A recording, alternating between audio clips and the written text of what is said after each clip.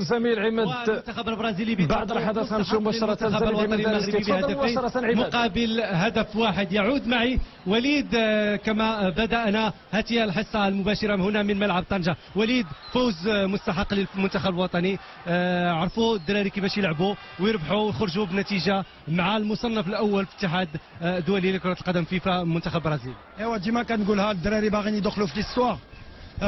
اول مره اللي غنربحوا البرازيل صراحه. هاد الدراري كيديروا اللي عليهم. لعبوا بغون بروميير ميتون كنا مزيانين.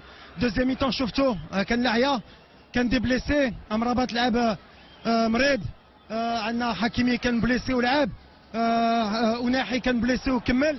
هاك الحمد لله. وهذا الجروب اللي كيدخل كيتقاتل.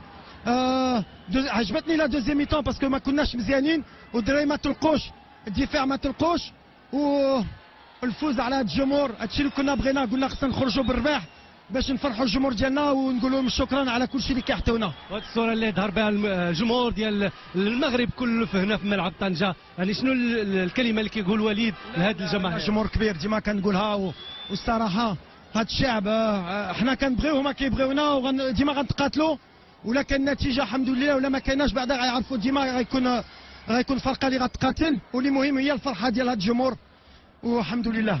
اكيد كتنتظر مباراه اخرى يوم الثلاثاء امام المنتخب. ما غاديش تكون سهله، علاش غنلعبوا دابا 3 ايام مع رمضان. غنشوفوا نحطيو شويه الدراري اخرين باش تا هما يثيقوا في راسهم ونحطوا لهم الوقت اللي كيستاهلوا. شكرا وليد الركراكي الناخب الوطني. يحضر معي عميد المنتخب